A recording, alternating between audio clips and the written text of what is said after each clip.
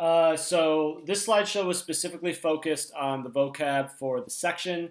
I will actually go through the vocab reading. It's the same one that you actually have.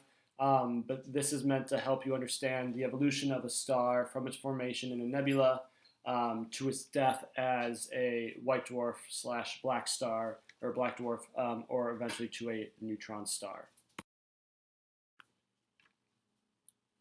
So nebulas.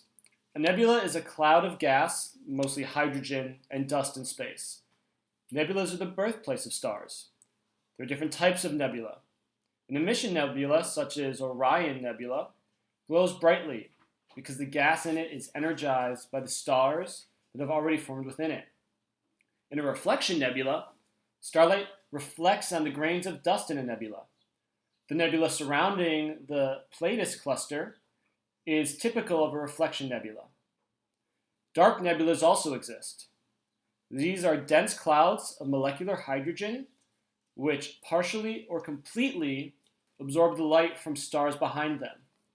Example of this would be the Horsehead Nebula in Orion. Planetary nebulas are the outer layer of a star that are lost when the star changes from a red giant to a white dwarf. And so if you look at the pictures from the left, the one furthest to the left is the Cat's Eye Nebula, the one in the middle is the Horsehead Nebula, and the one all to the right is the Crab Nebula. Stars. A star is a luminous globe of gas producing its own heat and light by nuclear reactions, specifically nuclear fusion. They are born from nebula and consist mostly of hydrogen and helium gas. Surface temperatures range from anywhere between 2,000 Celsius to above 30,000 Celsius and are corresponding to the color from red to blue-white. The brightest stars have a mass 100 times that of the sun and emit as much light as millions of suns. They live for less than 1 million years before exploding as supernova. And these are the very, very large ones. The faintest stars are the red dwarfs, less than 1,000th the brightness of the sun. They can burn for up to 100 billion years. The smallest mass possible for a star is about 8% that of the sun, 80 times the mass of the planet Jupiter. Otherwise, nuclear reactions do not take place. Objects with less than the critical mass shine only dimly and are termed brown dwarfs or a large planet. Toward the end of its life, a star like the sun swells up into a red giant before losing its outer layer as a planetary nebula, and finally shrinking to become a white dwarf.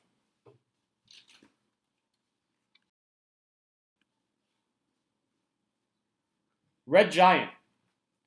This is a large, bright star with a cool surface. It is formed during the later stages of the evolution of a star, like the sun. As it runs out of hydrogen fuel at its center, red giants have a diameter between 10 to 100 times that of the sun. They are very bright because they are so large, although their surface temperature is lower than that of the sun, about 2,000 to 3,000 Celsius. Very large stars, red giants, are often called supergiants. These stars have diameters up to 1,000 times that of the sun and have luminosities often 1 million times greater than the sun. And these supergiants are what are formed by massive stars.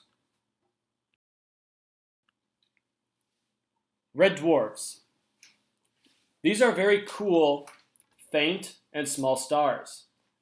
Approximately 1/10 the mass and diameter of the sun, they burn very slowly and have estimated lifetimes of 100 billion years. Proxima Centauri and Barnard's star are red dwarfs.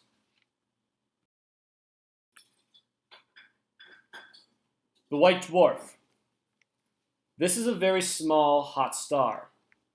The last stage in the life cycle of a star like our sun.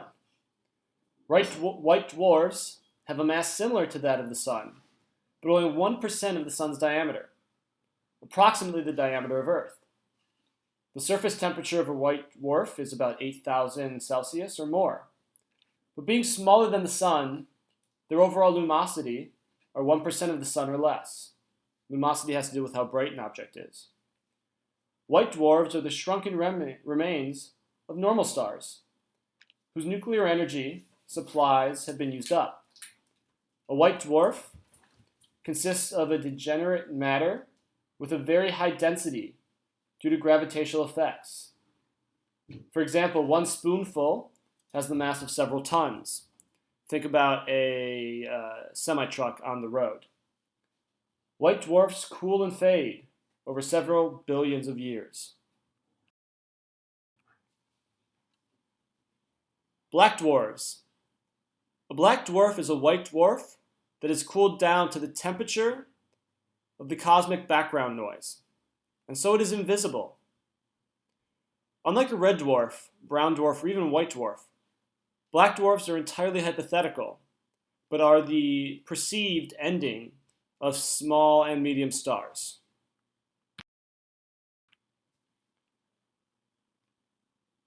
Supernova. This is the explosive death of a star, and often results in the star obtaining the brightness of 100 million suns for a short time all at once. There are two general types of supernova. Type 1 occurs in a binary star system, in which gas from one star falls onto a white dwarf, causing it to explode. Binary star systems have multiple stars. Type 2 occur in stars 10 times larger or more than our sun itself. These stars suffer runaway internal nuclear reactions at the end of their lives, leading to mass explosions. They leave behind neutron stars and black holes. These supernovae are thought to be the main source of elements heavier than hydrogen and helium. Neutron stars. These stars are composed mainly of neutrons and are produced when a supernova explodes, forcing the protons and electrons to combine to produce a neutron star. Neutron stars are very dense.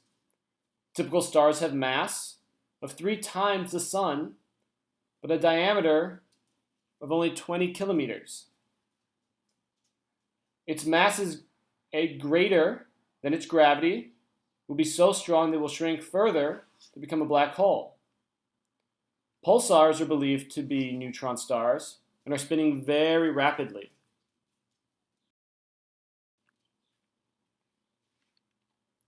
Black holes. Black holes are believed to form from massive stars at the end of their lifetime. The gravitational pull in a black hole is so great that nothing can escape from it, not even light. The density of matter in a black hole cannot be measured. Black holes distort the space around them and can often suck neighboring matter into them, including other stars. This is the end of our vocab review. A reminder that the vocab quiz will be on Monday of next week. Vocab is due on Monday of next week using the graphic organizer that has been passed out in class. Once again, if you have questions, please let me know. Feel free to tweet me at Mr. BG Science or send me information on Nebula. Thanks and have a good day.